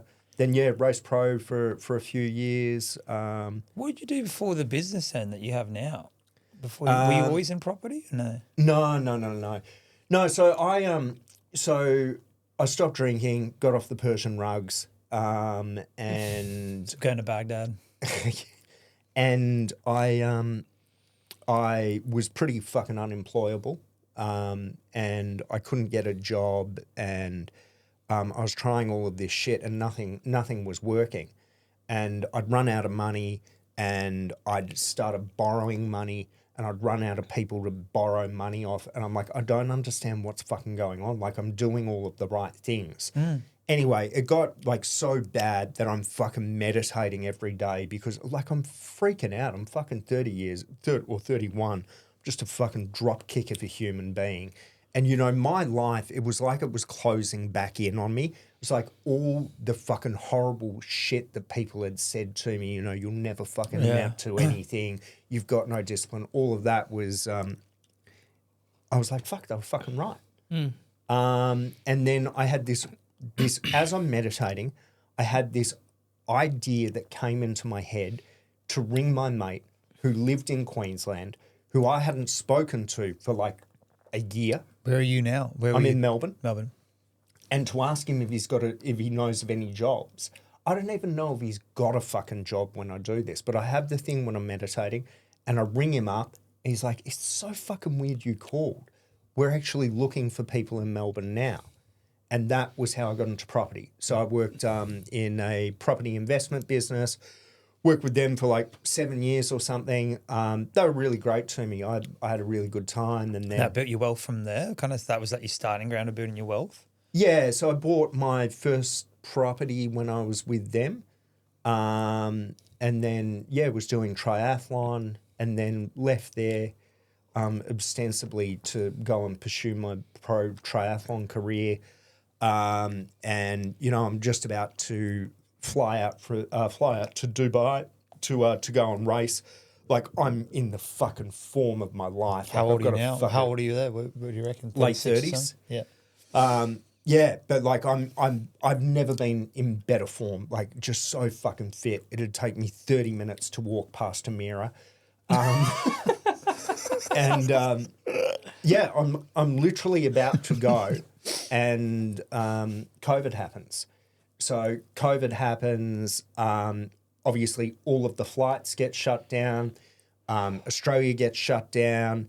And then the stock market halved. I had margin lending, which meant I had to put all of my savings into my margin loan so it wouldn't get sold down.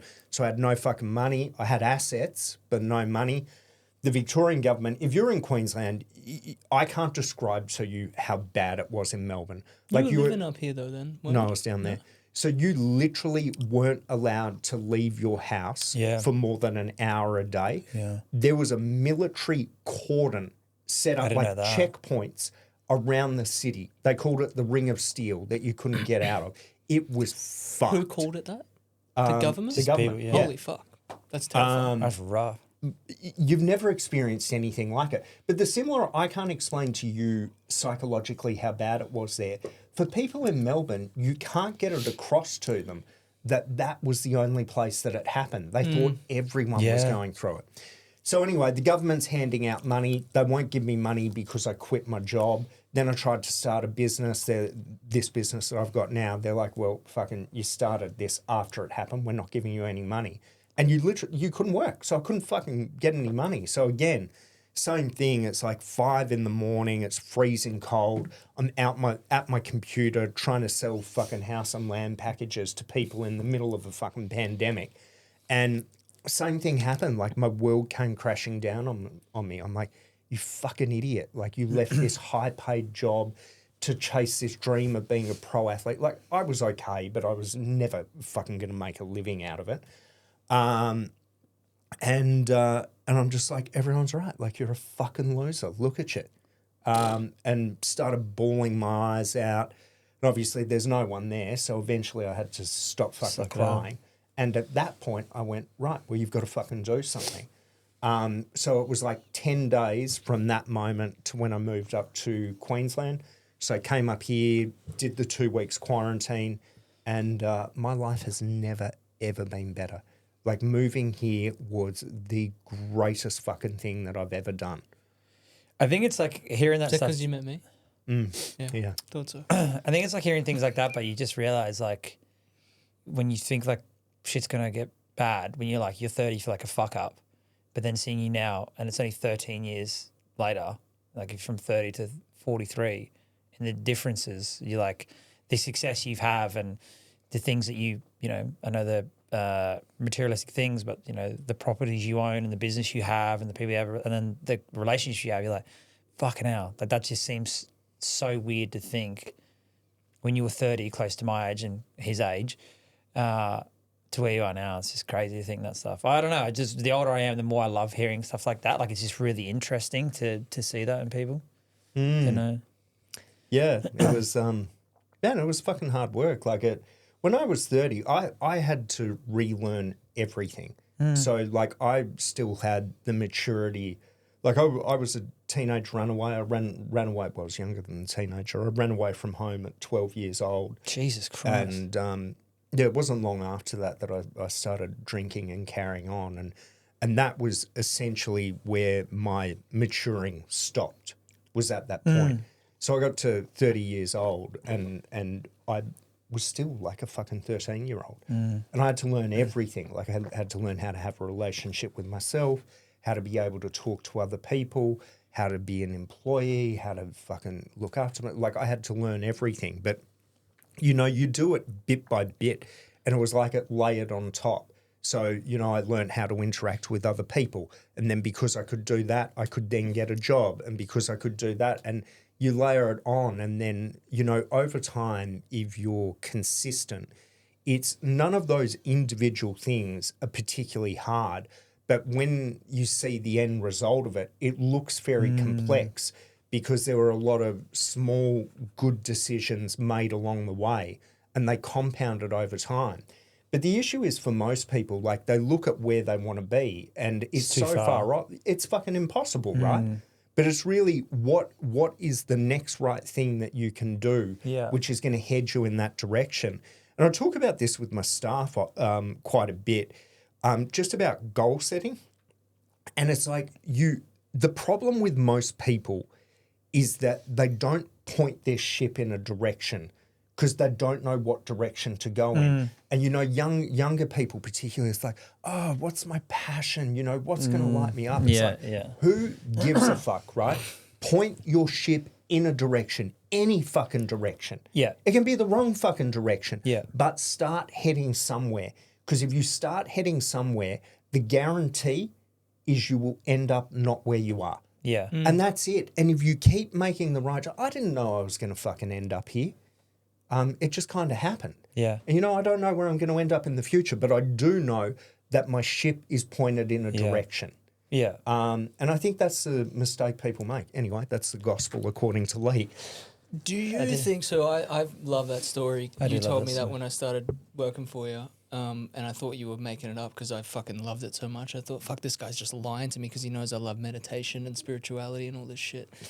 The guy that you thought about, I seriously thought this is like... I'm religious. Oh no, I'm spiritual, not religious. Yeah. I love cats. Come work for me. They're great. The guy that you thought about in your meditation was Aaron, which I just find really weird that, now 12 years later, 13 years later, now you're running a business with him, which is really cool. That's who the person the was. friend that he thought Aaron Business partner. is my business partner, yeah. Sorry, I'm used to doing a podcast people listen to. You've got to give some fucking context. No, I appreciate what you're doing. So when you were 30, 31, when you're doing all this meditation, you were envisioning that you were going into partnership with someone? Or no, just envisioning that someone would be... No, when I was 30, I was trying to work out how to eat, mate. And I was meditating just to calm down because the world was closing in on me. Like I had nothing left. I had nowhere to go.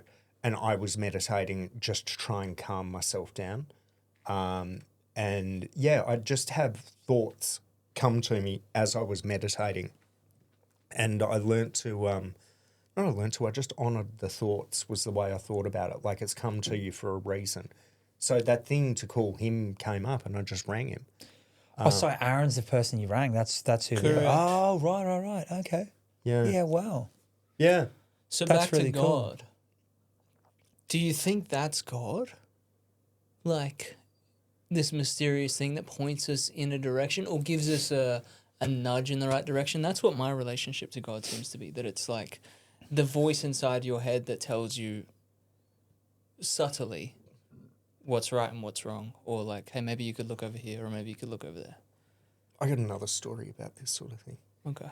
So before I quit my job, so this the high paying job in property before Investment property. before COVID. So I wake up and I'm like in a sack and I'm getting the shit kicked out of me. Like I'm fucking punches and shit and kicks In your dream? are coming from everywhere. Well, I don't know. I've just fucking woke up and I'm here. And then all of a sudden I woke up and I'm in my bed. I'm like, what? And then I drifted off and the same thing happened. And it kept going back and forth. And I couldn't work out where reality was. Like, was I in my bed? Was that the dream? Was getting the shit kicked out of me the dream? And it kept going back and forth. And then eventually I wake up. I'm like, and I'm on the edge of my bed and I'm fucking heaving and I'm sweating and I'm fucking terrified. And what was happening when that dream was going on, I thought reality was in that bag getting the shit kicked out of me. And I thought that I kept falling unconscious. And when I'd go unconscious, I'd be in a dream that I was in my bed because it was my safe space. And then when I actually woke up and I was in my room, like turned on all of the lights, like 2 a.m. or something, had a fucking piss, I'm back on my bed. And I'm terrified to go back to sleep because I think that I'm going to go back and have the crap kicked out of me somewhere. Like I don't believe that in my bedroom is real. So then as I'm lying down and I'm trying to calm down and I can't calm down, I have this thought, right? And the thought is, if this world, like these experiences, if all of this is a figment of my imagination, like it's a dream, it is the best, most detailed, most vibrant dream I've ever had in my life. And if I'm dreaming right now, I want to take advantage of all of it. I want to see it all, do it all, and experience it all.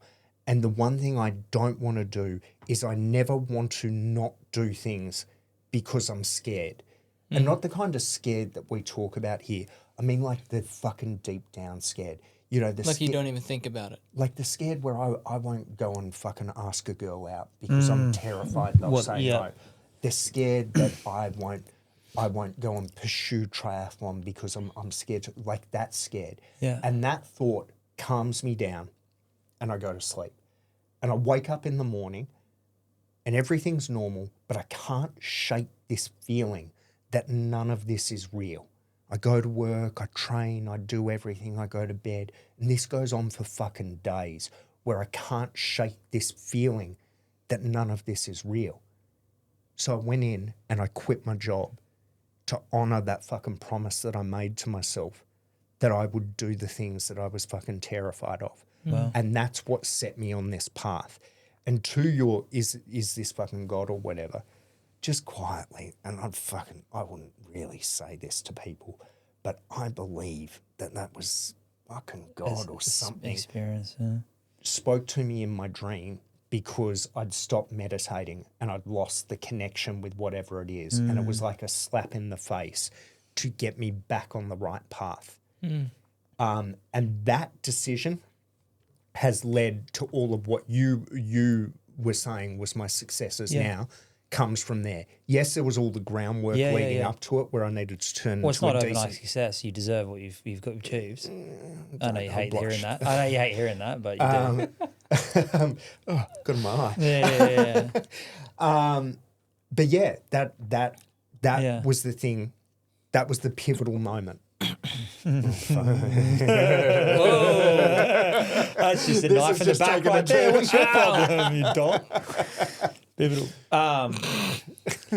How does that kind of resonate with you? I guess you know we had a shit time in COVID. We were at a company which went under. Me? Yeah. I was at the beach every day. It's fucking unreal. No, I'm saying, but we had a no. What Leigh's saying, just because of the age demographic of there with Leigh with 30 to then you being coming into your 30s now into your 30 years, and starting a business that you have with pure passion to then it just didn't work out and back into this industry.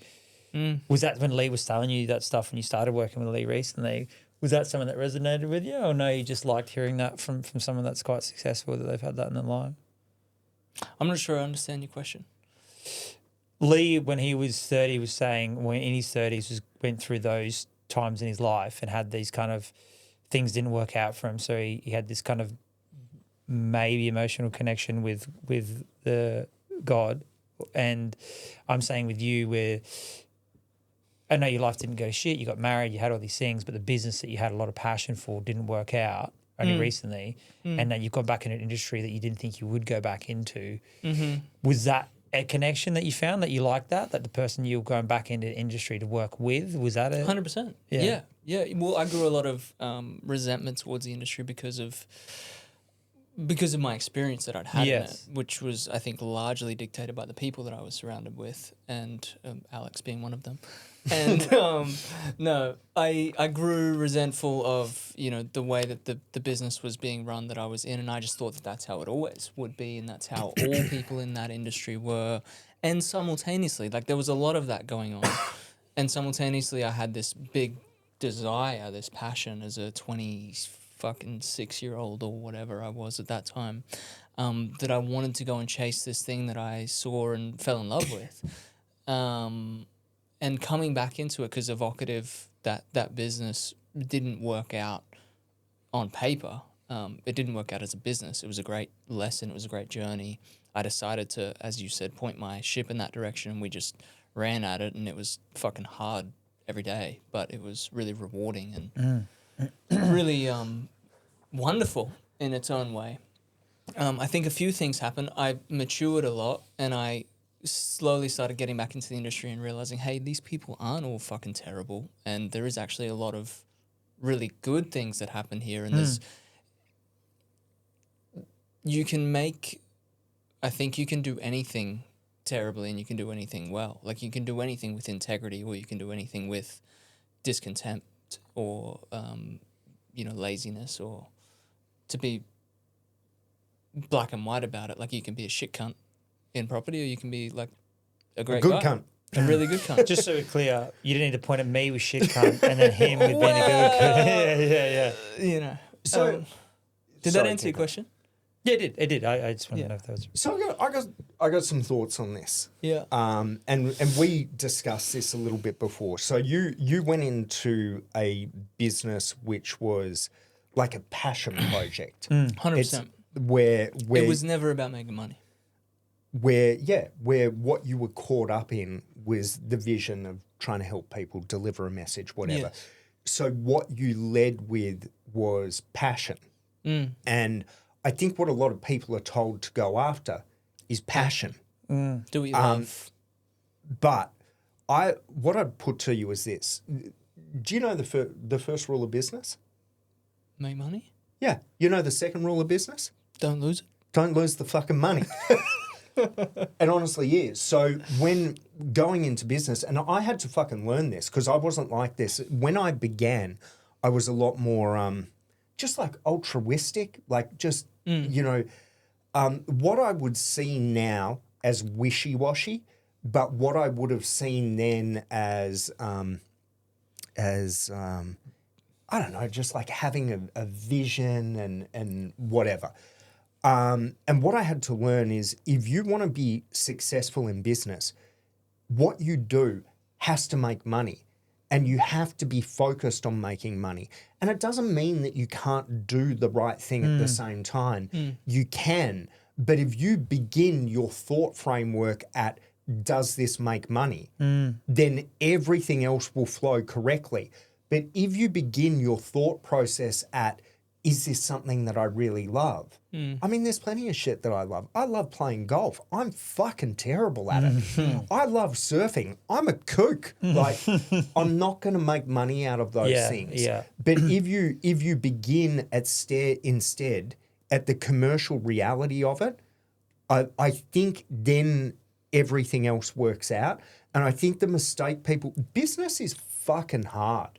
And people look at successful business owners and they're like they get jealous of them.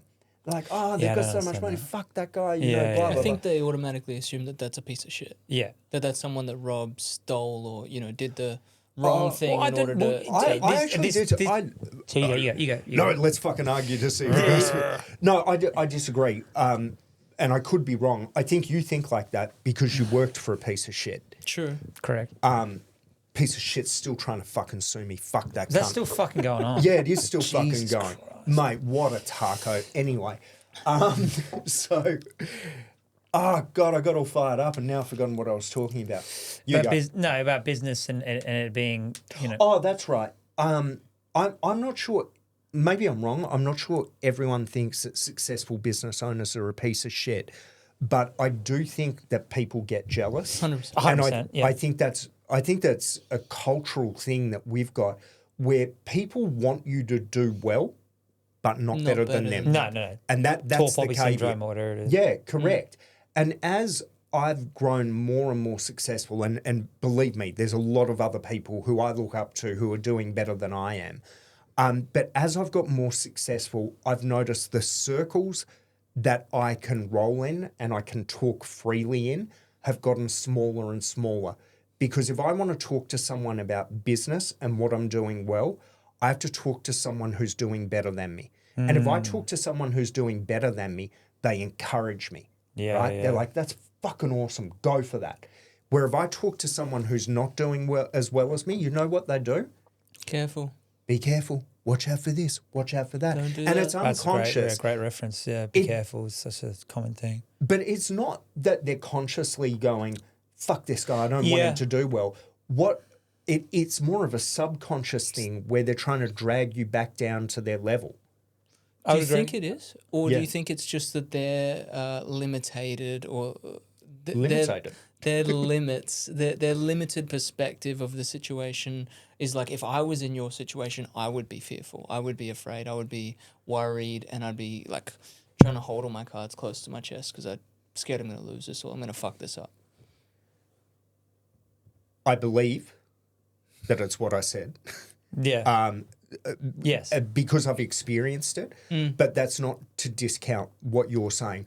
I believe that it's subconscious, but I see it with people where I've had friends, good friends, who I've shared successes with, and I've seen it flash across their face almost unconsciously, and I'm like, fuck, I shouldn't have said that.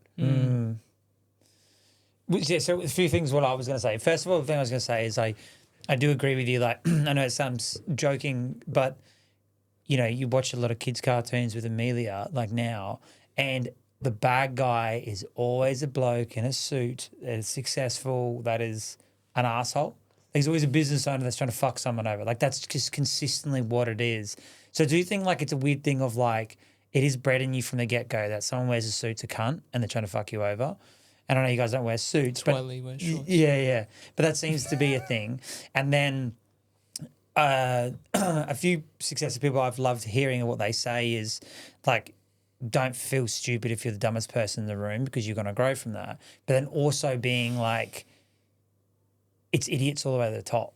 Don't think because someone's so successful that you're such a fucking idiot and you're never going to be able to be around that person. That person was an idiot at some point and they made their way to the top. Amigo, I'm telling you, there is zero difference between me and you, or me and fucking Elon Musk, for example. Yeah. I'm telling you, all of the potential that is in one human being is in another human being. All they have is they know something you don't. And I might be wrong in this, but I believe this absolutely. So if someone has got what I want, I'm not jealous of them. I want to know what it is that they know that I don't. Yeah.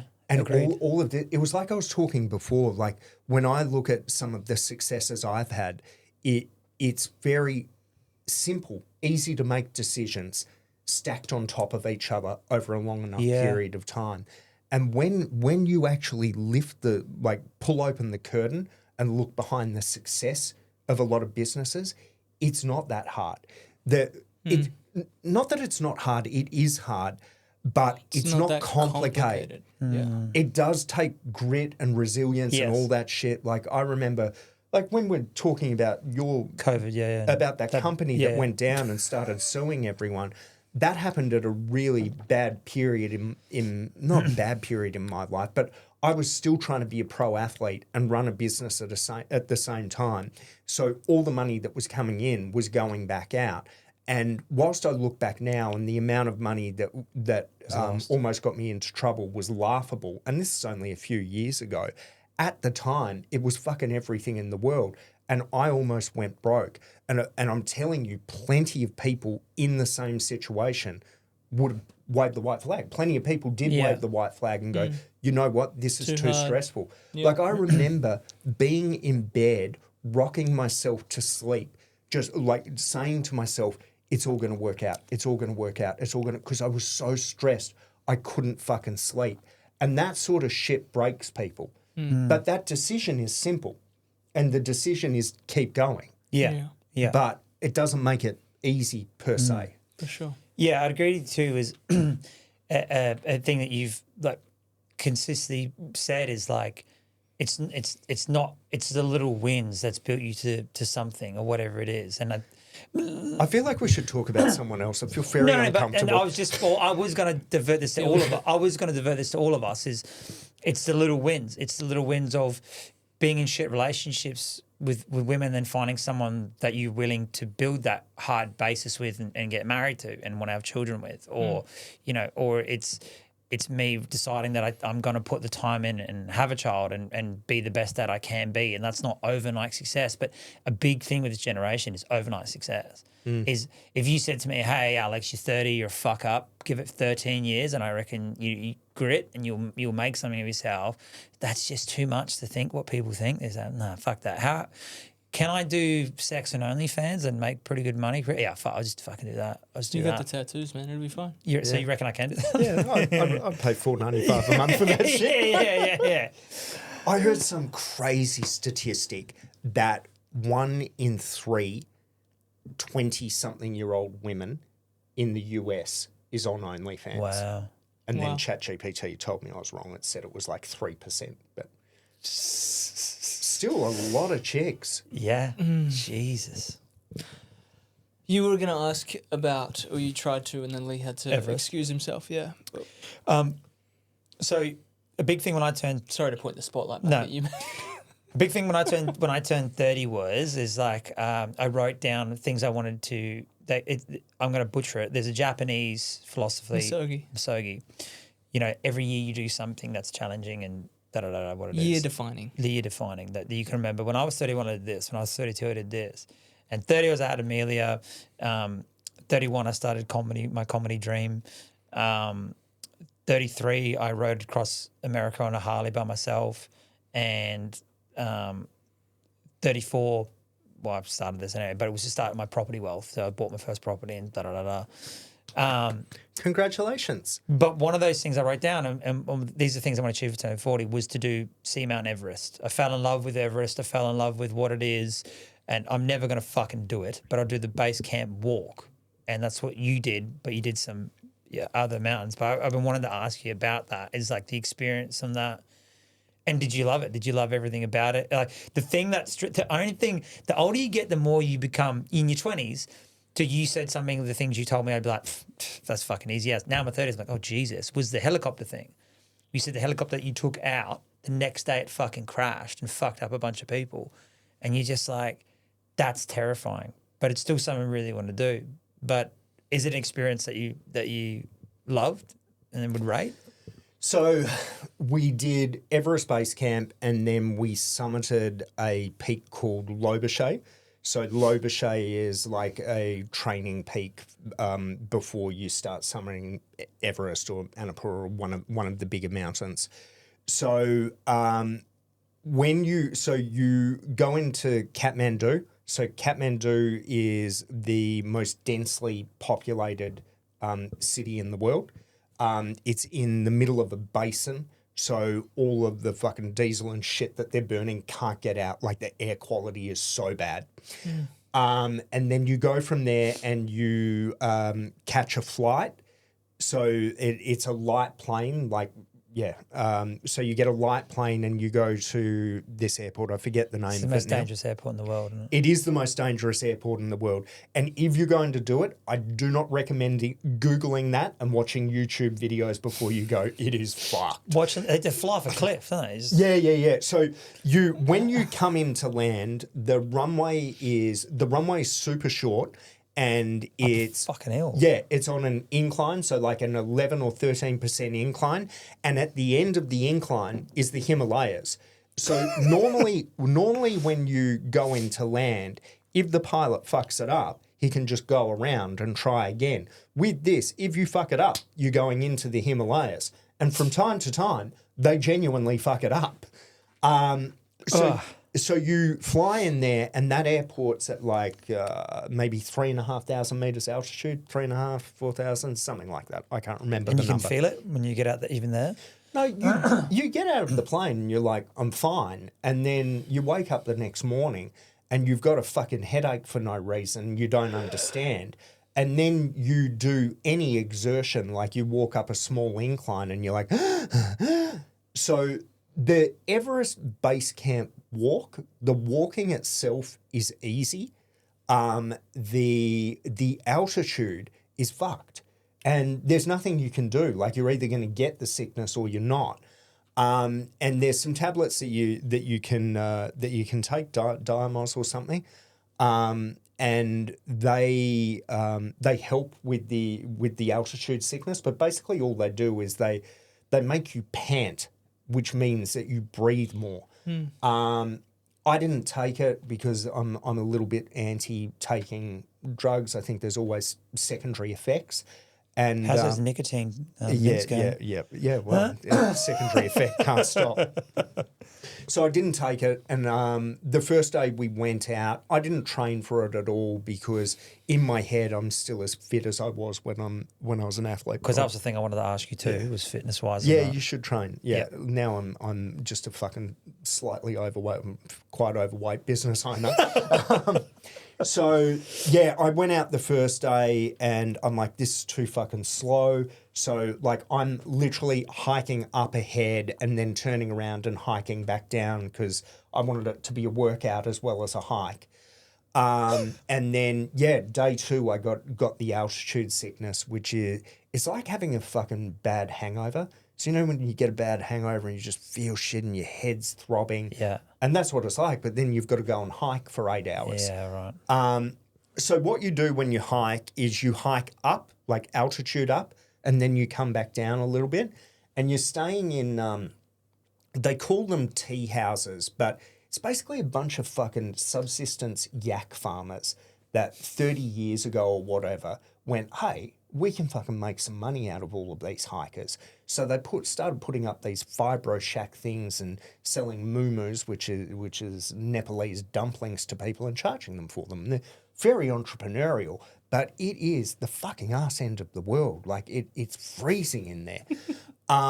So I really, really struggled with the altitude sickness. A lot of it's really beautiful, but it's hard to get over how shit I was feeling. You get to Everest Base Camp, and Everest Base Camp is a big rock that someone has spray painted Everest Base Camp on. So it's a real achievement to get there, but it's just like, whatever. And then the But group, can you see the mountain so beautifully in front of you, or not from base camp. You can't see Everest from base camp, but from earlier on in the walk, you can see it. But I mean, Everest is tall, but there's a bunch of mountains around it which are also very tall. So it's just like one of many. So we did that, and then the rest of the group went back down, and we then went up Lobershade, which is like a 6,200 meter peak, I think, and that was fucking cool. So You went to the top? yeah. We summited it. So day one, we like went up to that base camp, and that base camp was like something out of a movie where they've got like all the fucking yellow tents, and it was crazy going into it because you're like, oh, I'm a mountaineer now, whatever.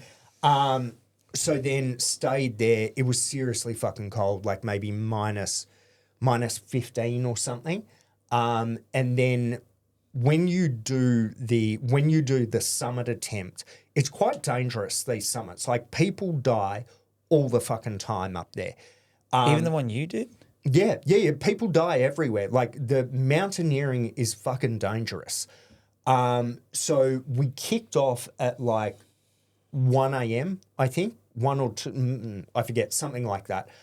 So we've all had 4 hours sleep or something. They give you a sachet Nescafe and some weird soup before you go up. And then you go up and it's pitch black. And all you can really see is what's in front of you, right? Because you've got little torchlights on. And then every now and again, as we're going up, I'm looking down and I can see Lobershade, the town down there. But Lobershade, the town, is like 2,000 meters away. But you can just see lights. And I'm like, oh, yeah, whatever. And I'm just concentrating on surviving so badly because you can't breathe properly. So you're exerting yourself, which you'd be doing normally. But normally, like, you sprint and you're like, and each breath, you don't realize it, but each breath is giving you a bit of relief until you're all right again. With this, you would breathe and it would just give you fucking nothing. So that relief that you don't realize you're getting from your breathing, as soon as it's gone, you're like, what in the fuck's going on? So you take like 30 steps and you would be full anaerobic, like you'd been sprinting. And then these little Nepalese, so they're very, very, very funny, the Nepalese guys. So I'm giving them a bit of grief as we were going up the base camp track because it wasn't that hard.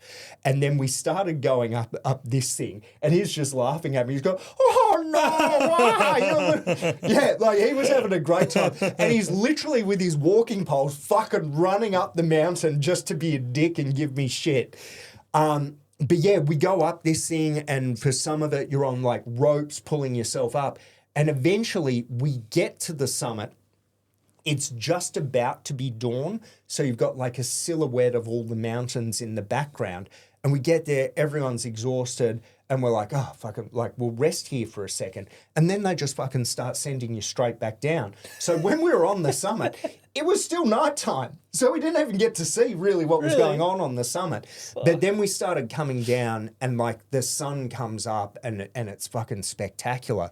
But more to the point, you go down and you realize how dangerous what you were doing was. Because when I was saying you could look up to the side and see Lobershade down there, what I didn't realize is if you stepped 2 steps to the right, you would have fallen for like 2,000 meters with nothing to stop you.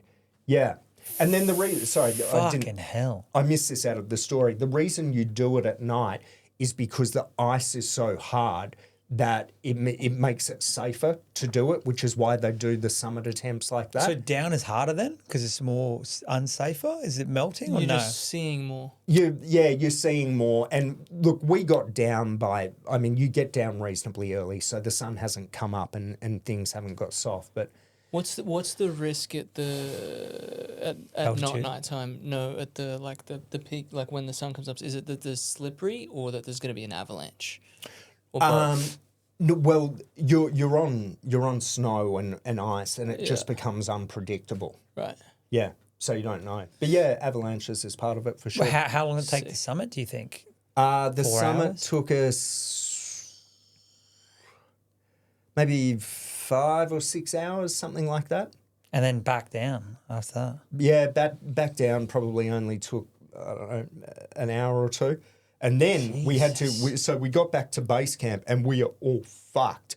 And then we had to hike it was ages. We had to hike down like another couple of 1,000 meters, which was, 10 kilometers or more out to get to the chopper to take us out. Get to the chopper. Yeah. But the thing is, as soon as you go down, all of the altitude sickness goes and you start feeling incredible. Oh, really? That quickly? Yeah. Yeah, Right. and you forget that. Because you get some oxygen back in, and you just is that, Yeah, is that it? I guess so. And you forget that you're ever in that much pain. Yeah, right. Yeah. But were you saying that there was something on that day that you had to heli out, not fly out? Was there something? Yeah, so the rest of the crew walked from base camp back, but because we diverted off to Loboshay for 2 days, we walked down to a place where a chopper could get us. So we got the chopper out, and we were so lucky. Like the whole hike, it was sunny every day. It was cold, but it was beautiful, right? Just crisp. Yeah. And then the day we went to fly out from the airport, a weather system moved in. All of this snow came. We ended up having to get a chopper out because they closed the airport. So that chopper that took us out then went back and went to get people from further up the mountain and crashed. Yeah. Fuck. Jesus. Dead? Gone?